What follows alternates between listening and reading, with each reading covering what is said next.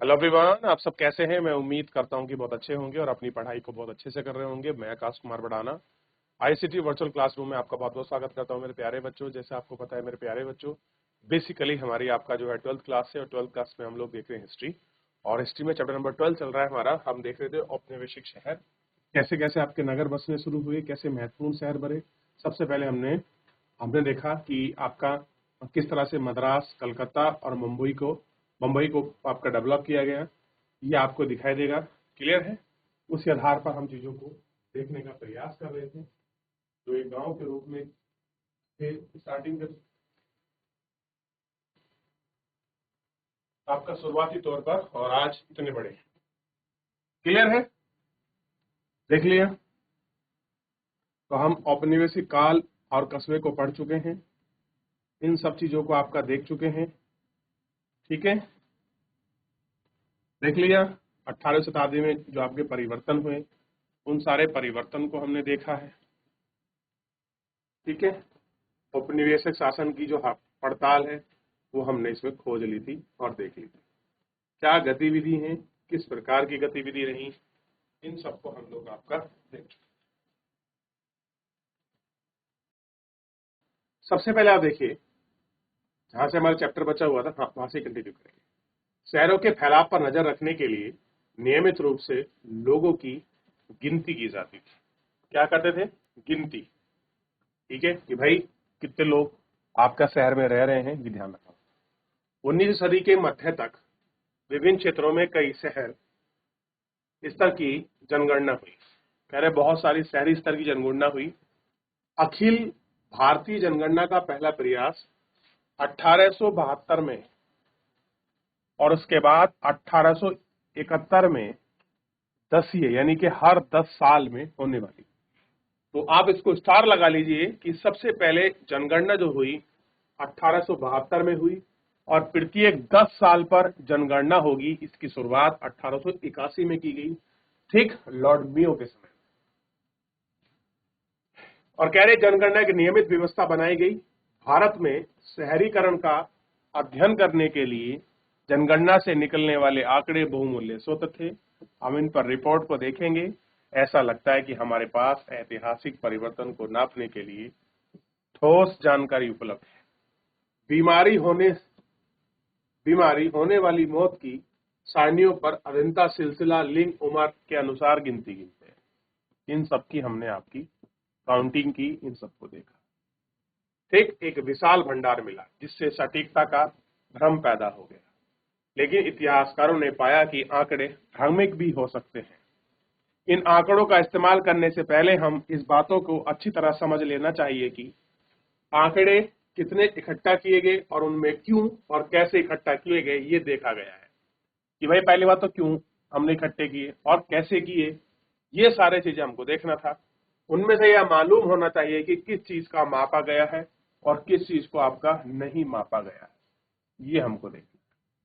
मिसाल के तौर पर जनगणना एक ऐसा साधन है जिसके जरिए आबादी के बारे में सामाजिक जानकारी को सुगम आंकड़ों में तब्दील किया जाता है।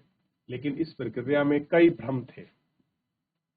जनगणना आयुक्त ने आबादी के विभिन्न तबकों का वर्गीकरण करने के लिए अलग अलग श्रेणियों में दी गई। कई बार यह वर्गीकरण नितांत अतार्किक था। लोगों के परिवर्तनशील व परस्पर अपकटक पहचान पूरी तरह से नहीं पकड़ा गया। भला ही ऐसा व्यक्ति जो किसी श्रेणी में रखा जाए, जो कारीगर था और खुद व्यापारी जो आमदनी अपनी जमीन पर खुद की खेती करता था, उपज को खुद के शहर ले आना था, उसको किस श्रेणी में गिना जाए? उसे किसान माना जाए या व्यापारी? अब खुद ही कोई अपनी फसल को ले जा रहा है, खुद ही बेच रहा है, आप कैसे उस रिकॉर्ड में उसको रखोगे? ये देखना भी एक अपने आप में था। क्लियर है कि आप उसको कहां और किस तरीके से रखोगे, ये आपका देखना। ठीक, चलिए। तो आपको समझ आया कि कब से ये गणना शुरू हुई। गणना का प्रयास ताकि पता लगे कितने किसान, कितने व्यापारी, किस तरह का आपका वर्ग यहाँ पर इकट्ठा था। ठीक,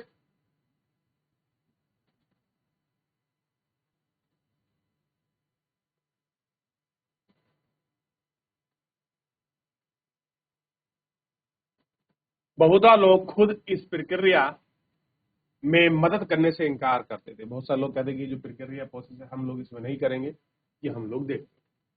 क्लियर है? समय अरसे तक जनगणना कार्य की दृष्टि से देखा गया, संदेह की दृष्टि से। लोगों को लगता था कि सरकार नए टैक्स लागू करने के लिए जांच करवा रही है। ऊंची जाति के लोगों को अपने घर की औरतों के बारे में जानकारी देने से हिचकिचाते थे। महिलाओं अपेक्षाकृत की जाती थी कि वे घर के भीतर हिस्से में दुनिया को काट रहे हैं, उनके बारे में सार्वजनिक दृष्टि से सार्वजनिक जांच में सही नहीं माना जाता। जनगणना अधिकारियों ने यह पाया कि भारत में बहुत सारे लोग ऐसी पहचान का दावा करते हैं जो ऊंची हैसियत मानी जाती है। शहर में ऐसे लोग भी थे जो फेरी लगाते थे या काम न होने पर मजदूरी करते थे। इस तरह बहुत सारे लोग जनगणना के कर्मचारी के सामने खुद को अक्सर व्यापारी बताते थे, क्योंकि उन्हें मजदूरी के मुकाबले व्यापार ज्यादा सम्मानित गतिविधि लगती थी। अब जहां भी के नंबर आ, भाई आप कौन है, तो बोले हम तो आपका ट्रेडर है, हम तो व्यापारी हैं। क्लियर थे क्या मजदूर? जब उन्होंने डाटा को चेक किया कि हमारे पास ट्रेडर कितने हैं, इतने, और टैक्स कितना आ रहा है, इतना, तो भाई टैक्स को बढ़ाया जाए तो व्यापारी पर टैक्स और बढ़ा। क्लियर है? तो ऐसी भी बहुत सारी चीजें हमारे यहाँ जो है देखने के लिए मिली है या सामने आई है, ऐसा कह सकते हैं। क्लियर है? देख रहे हैं आप? चलिए, अब कह रहे हैं कि मृत्यु दर और बीमारी संबंधी आंकड़ों को इकट्ठा करना भी लगभग असंभव था। कैसे रेडी करोगे आप डेथ रेट के और बीमारियों के आंकड़े? बीमार पड़ने की जानकारी लोग प्राय नहीं देते थे। बहुत बार इलाज भी गैर लाइसेंसी डॉक्टरों से कराते थे। गैर लाइसेंसी डॉक्टर का मतलब जानते हैं? जिनके पास डिग्री नहीं, जो गांव में बैठते हैं, जिसने आपके प्रैक्टिस की है, जो आपका प्रैक्टिशनर हो उसको। ऐसे में बीमारी या मौत की घटना का सटीक हिसाब कैसे संभव है? कहने का मतलब यही है कि इतिहासकारों की जनगणना जैसे का स्रोत भारी अहमियत से इस्तेमाल करना पड़ता। उन्हें जनगणना के पीछे निहितार्थ पूर्वाग्रह को ध्यान रखते हुए संख्या की सावधानी से पड़ताल करनी पड़ती थी। यह समझना चाहते थे कि यह संख्या क्या नहीं बता सकती, मगर जनसंख्या, नगरपालिका सर्वेक्षण, मानचित्र, रिकॉर्ड और औपनिवेशिक शहरों को पुराने मुकाबले में ज्यादा अध्ययन पाते हैं। बदलाव के रुझान। जनगणनाओं का सावधानी से अध्ययन करने पर कुछ दिलचस्प रुझान सामने आए। सन 1800 के बाद हमने देश के शहरीकरण की तरफ धीमी रखी। 19वीं और 20वीं सदी के पहले 2 दशक देश की कुल आबादी में शहरी आबादी का बहुमूल्य हिस्सा स्थिर था। चित्र 12.5 में समझा जा सकता है कि 1900 और 1940 के बीच 40 साल की दरमियान शहरी आबादी 10% से बढ़कर 13% हो गई। पहले कितनी थी? 10, और 10 से कितना हो गया? 13%। कितने में? इसको बढ़ने में 40 साल लगे, यानी कि 3% बढ़ने में 40 साल में कितना बढ़ी? मात्र 3%। ठीक। अपरिवर्तनशील के नीचे विभिन्न क्षेत्रों में शहर के रुझान उल्लेखनीय उतार चढ़ाव छपे हुए। छोटे कस्बों के पास आर्थिक रूप से विकसित होने के ज्यादा मौके नहीं थे। दूसरी तरफ आपका कलकत्ता, बंबई और मद्रास में तेजी से फैल रहे विशाल शहर बन गए थे। और आप देखिए, जो आपका मुंबई था, मद्रास था, और ये सब तेजी से फैले। कहने का मतलब ये है कि नई व्यावसायिक और प्रशासनिक केंद्र के रूप में 3 शहर आपके पनपने के साथ साथ कई दूसरे तत्कालिक शहर कमजोर भी पड़ते जा रहे थे। यानी कि जहां पर आप देखेंगे मुंबई, कलकत्ता और मद्रास जहां आपका डेवलप हो रहे हैं, आपका ट्रेडिंग पॉइंट से और एडमिनिस्ट्रेटिव जो पॉइंट है, जो प्रशासनिक काम था, क्योंकि वहां लोग अंग्रेज रह रहे थे, उनके हेड ऑफिस थे, उनके जो आपके बड़े बड़े गवर्नर, डिप्टी गवर्नर, लेफ्टिनेंट जो लोग थे, वहां काफी लोग रहा करते थे। कह रहे इस वजह से वो डेवलप हो रहे थे। प्रशासनिक तो था ही, और वैसे औपनिवेशिक अर्थव्यवस्था का केंद्र होने के नाते शहर और भारतीय सूती कपड़े के निर्यात उत्पाद के लिए संग्रहण डिपो थे। मगर इंग्लैंड में हुई औद्योगिक क्रांति के बाद दिशा प्रवाह बदल गई। इन शहरों में ब्रिटेन और के कारखाने चीजें उतरने लगी। भारत से त्योहार की वजह कच्चे माल का निर्यात होने लगा। इसी अवधि में गतिविधियों का स्वरूप ऐसा था कि औपनिवेशिक शहर परंपरागत शहर और कस्बों से बिल्कुल अलग थे। कैसे थे? उन सब चीजों से आपको बिल्कुल अलग दिखाई देंगे ये शहर। तो बढ़ता हुआ, रजता हुआ, कैसे शहर, हर शहर की अलग कहानी, अलग तरीके से उसका डेवलप हो रहा था। तो कहीं बहुत बड़े, तो कहीं उनमें नकारात्मकता का भी संकेत मिल रहा है। क्लियर है?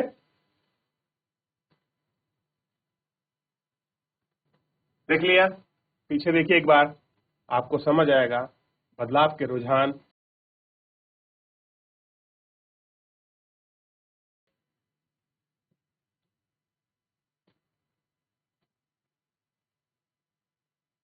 अब देखिए,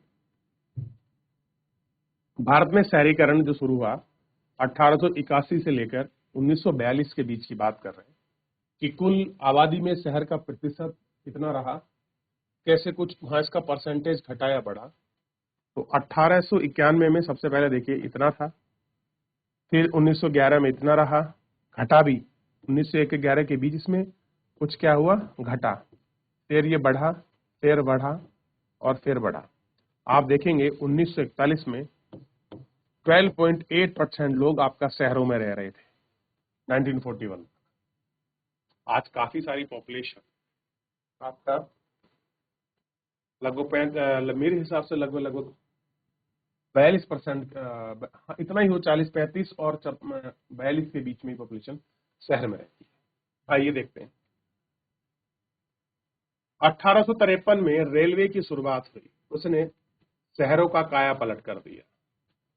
आर्थिक गतिविधि का केंद्र परंपरागत शहर से दूर जाने लगा, क्योंकि ये शहर पुराने मार्ग और नदियों के समीप थे। हर एक रेलवे स्टेशन कच्चे माल के संग्रह और आयातित का विवरण करते थे। उदाहरण के लिए गंगा के किनारे स्थित मिर्जापुर दक्कन में कपास, सूती वस्त्र संग्रहण के केंद्र थे। बंबई तक जाने वाली रेल लाइन अस्तित्व में आने के बाद पहचान खोने लगे। अध्याय 10 में आपने 10.18 यानी कि 118 रेलवे नेटवर्क का विस्तार के बाद रेलवे में वर्कशॉप और रेलवे कॉलोनियां स्थापित शुरू हुई। जमालपुर, वॉयलेट और बरेली जैसे नगर अस्तित्व में आए। बरेली किसकी वजह से अस्तित्व में आया? केवल रेलवे लाइन की वजह से। क्लियर है? उस शहरों का जन्म आपका किसी कारण बस भी हुआ है, तभी तो उनको बसाया गया है।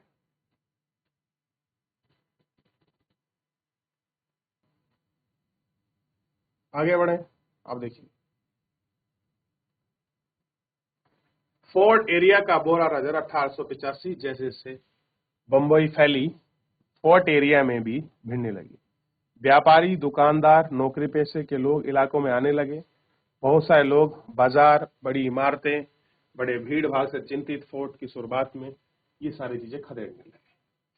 तो यहाँ आपको एक स्पेशल रूप आपको दिखाई देगा। क्लियर है?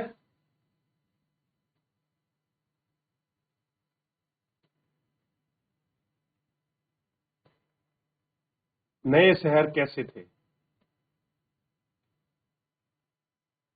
अब कह रहा है जो नए शहर थे वो कैसे थे। उन नए शहरों की बात कर रहे हैं। बंदरगाह, किले और सेवा के केंद्र थे। तो क्या थे वहां नए शहर? या तो उनमें पोर्ट थे, या उनमें आपके किले थे, या फिर वो कोई ना कोई सर्विस या सेवा के केंद्र थे। ठीक, एक चित्र हमको दिखाया गया है। सबसे पहले चित्र को देखिए। कोलकाता में ओल्ड फोर्ट घाट टॉमस विलियम डेनियल द्वारा बनाया गया है। 1787 में ओल्ड फोर्ट यानी कि पानी के किनारे बनाया गया था।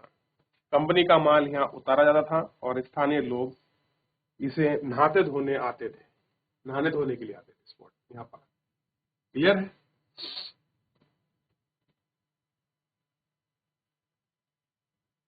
18वीं सदी तक मद्रास, कलकत्ता और बंबई महत्वपूर्ण बंदरगाह बन चुके थे, जो अब आबादी, बसे व चीजों का संग्रहण काफी उपयोगी साबित हुए। ईस्ट इंडिया कंपनी ने अपने कारखाने यानी कि और वाणिज्यिक कार्यालय की बस्ती में बनाए गए यूरोपीय कंपनी के बीच प्रतिस्पर्धा के कारण सुरक्षा के उद्देश्य से इन बस्तियों की किलेबंदी कर दी। मद्रास में फोर्ट जॉन, कलकत्ता में विलियम फोर्ट्स इलाके में ब्रिटिश आबादी के रूप में जाने गए। यूरोपीय व्यापार के साथ साथ लेन देन चलाने वाले भारतीय व्यापारी, कारीगर, कामगार और किलों के बाहर अलग अलग रहते थे। यूरोपीय और भारतीय के लिए शुरू की गई अलग अलग क्वार्टर बनवाए गए और उनमें लिखने और व्हाइट टाउन यानी कि गोरा शहर, ब्लैक टाउन यानी कि काला शहर का उद्घोषित कराया गया। जहां पर गोरे रहे उनके व्हाइट टाउन और जहां पर ब्लैक लोग रहे उनको ब्लैक टाउन। क्लियर है?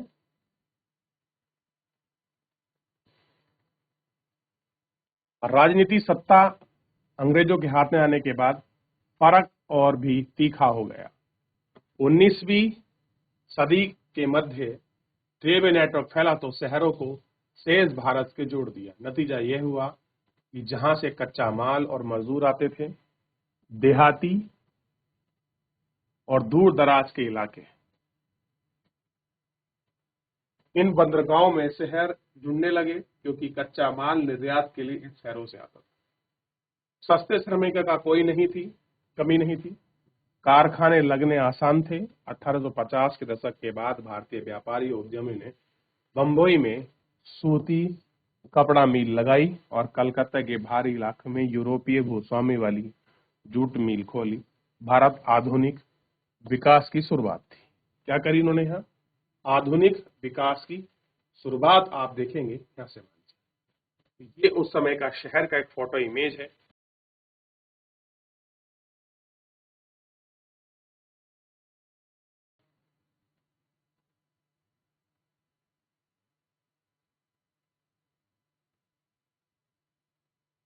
क्लियर है? देखिए, तो शहरों में और किले और बंदरगाहों और सर्विस के रूप में कैसे ये लोग निकल कर आ रहे थे, ये बड़ी देखने वाली बात। बढ़ गए आगे, चलिए। कह रहे हैं कि हालांकि कलकत्ता, बंबई और मद्रास इंग्लिश कारखाने के लिए कच्चा माल भेजते थे। पूंजीवादी जैसी आधुनिक आर्थिक ताकतों के बल पर मजबूती से सामने आ चुके थे, लेकिन उनकी आर्थिक मुख्य रूप से फैक्ट्री उत्पादन की आधारित नहीं थी। इन शहरों की ज्यादातर कामकाजी आबादी श्रेणी में आती थी और आर्थिक तृतीय क्षेत्र में या सेवा क्षेत्र कहलाते थे। सही मायनों में दो औद्योगिक शहर थे, एक कानपुर, दूसरा जमशेदपुर। चमड़े की चीजें उतनी, जबकि जमशेदपुर टाटा स्टील के लिए व्याख्यात था। तो कानपुर किसके लिए? तो चमड़े की चीजें उनके लिए, जमशेदपुर स्टील उत्पादन के लिए। भारत कभी भी एक आधुनिक औद्योगिक देश नहीं बन पाया क्योंकि पक्षपातपूर्ण औद्योगिक नीति हमारे औद्योगिक विकास के आगे नहीं बढ़ने दिया। कैसे किया? पक्षपातपूर्ण नीति थी। कलकत्ता और बंबई और मद्रास के बड़े शहर तो बन गए, लेकिन औपनिवेशिक भारत की समूची अर्थव्यवस्था पर कोई नाटकीय इजाफा नहीं हुआ। अब बढ़ना चाहिए थी। अब मान लीजिए इंडस्ट्री लग रही है, पोर्ट्स बन रहे, डेवलपमेंट कहाँ होना चाहिए? शहरों में। तो उसकी इकोनॉमी में भी तो आपका प्रभाव आना चाहिए देश की। लेकिन देश की इकोनॉमी में क्या था? केवल नाटकीय मतलब बहुत छोटा सा परिवर्तन हो जाए, बड़ा कम परिवर्तन आपको यहाँ देखने के लिए, ऐसे नाटकीय परिवर्तन आपको। क्लियर है? आगे बढ़े तो चलिए, आज हम लोग इतना ही देखेंगे कि कितना क्या कुछ है, किस तरीके से ये है। चलिए, तो फिलहाल मेरे प्यारे बच्चों, आज के इस लेक्चर में इतना ही। मिलेंगे नेक्स्ट लेक्चर में। तब तक अपना ध्यान रखिए, स्वस्थ रहिए, अपनी पढ़ाई को बहुत अच्छे से करते रहिए। मुझसे जुड़ने के लिए बहुत बहुत धन्यवाद।